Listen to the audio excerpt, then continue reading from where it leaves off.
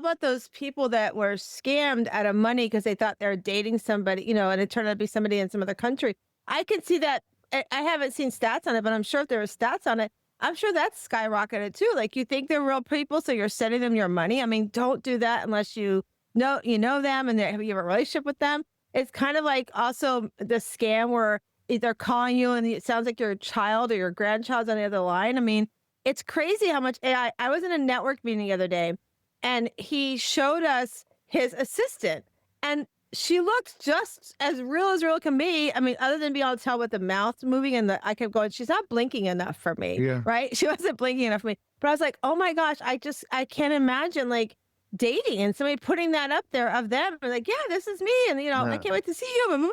I'm like going, oh my gosh, like there's got to be, developing questions. I like what you were saying. It might be, who was the guy, the comedian said, you might need a sign, you might need to sign Bill. I can't think of his name now, but it might be the sign that you need that says, well, if they can't, respond to you in a way that I'm good to see you again. Had to walk out to let you back in. Stuck in a storm of a relationship. Lost my fire.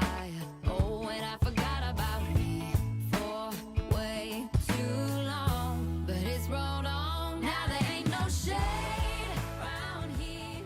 Once you leave. they're not looking for that, and so I also like what I want to go back to what you touched about at the beginning too, is like coming back to the dinner table because I think AI is worse than social media right now for our kids because there's so much, we have our kids right now that are coming, our kids that started school during COVID that had no social interaction. Yeah. So they're not sure how to socialize. So they're using AI to learn to socialize. And what's happening is these people are coming in and, they're getting online and like even Roblox. I'm seeing a lot of stuff with Roblox happening right now. And even with the parental parameters on there, and somebody shared a story where their daughter was speaking to this young man. They saw the picture of him. He looks like a great young man. Conversations were going well. And then all of a sudden they had the, I don't know what they didn't have these back when my kids were growing up, but they have these parental blocks you can put on to notify you when something's not right. So if you're not doing things to stay involved, get involved. If you're not doing things like screen time with your kids, get involved. And the sad thing is now they're doing AI at school. And let's face it, our teachers have enough on their plate to have to monitor these kids be on AI. I mean, they're giving them back their phones in the classroom, which I don't agree with because I literally did presentations for teachers and watched these kids just looking at their phones and not paying attention to you. And, I've stopped doing that because of that. But I mean, to think that you're going to go and have a relationship and you're going to start the dating world or you're dating and people think also they're like, I heard somebody talk about how they're just dating an AI bot because they want a relationship. I'm like, that's not true human interaction. And like you said, we lose that touch and then you sit in a house or four walls of your home and you never get any interaction. And that's just not what God wants for you. I'm just going to say that right there. That's not what he wants for us. All right, absolutely. And you brought up some unbelievable points and all this, and it's going to get worse. But the good news is schools are eliminating phones to go in even in the classroom now.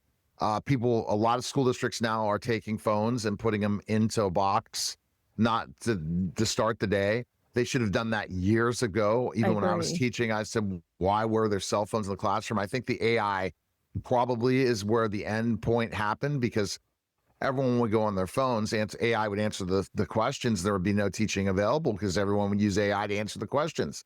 Right. But this goes back to, so I think this is why, but I also think that certain rights were removed from kids in the classroom, like it or don't like it, that probably were protected by the U.S. Department of Education. Yep. I'm just saying. And the schools are using it, their power to say, guess what? You come in the classroom, those phones. So this is something to have a no phone rule when you're at dinner. They shouldn't have a phone and have that conversation about AI. Because if you're not keeping up with technology, parents, you're done. You're finished. 100%. Because those kids will wrap you around their finger once they understand AI further. And give them a chance to figure out how to wrap their mom and dad around their finger. Oh my God. Not only you argue with a teenager, but you're arguing with AI. Yeah. Because then they're going to say, how can I win this argument? Or how can I do this? But you're not going to see measures like it because it's impossible. Yeah. AI makes mistakes constantly. It hallucinates constantly. So if you go ahead and allow people to have the free version or whatever version of AI, it's scary. And just Yeah. go figure if they're trying something that's overseas. Oh, So Lord help us. yeah. So this whole dating thing, I mean, the relationships. When are relationship coaches like yourself, who's and I also shout out to Dr. Gilda Carl. When are you guys going to get together and start a whole community to let people know don't use AI as your dating. Don't use AI. Don't be afraid to go into relationships, but really put more work into it. If you put work into your job, if you put work into this, coming easily and just dating somebody is not what you need to do. You need to put the work in to find the right person. And it's going to take time. Yeah, one of the things I love to do with my clients, and I love that you just gave me ideas, like we should do a collaborative thing together. But one of the things that I do, and people think I'm quite crazy, so I'll tell you a funny story, and it still carries today.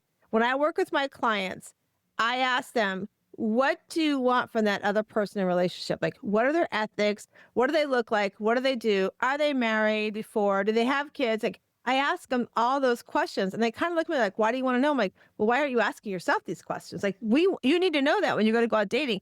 I can tell you back in the day when I did before I met Chuck, my dad was in the service. I love service people. And thank you so much for service. But I watched what my mom went through. So if somebody was in the service, I was like, "Thank you very much," but that's not a relationship want to be invested in because there's a lot of work and a lot of sacrifice.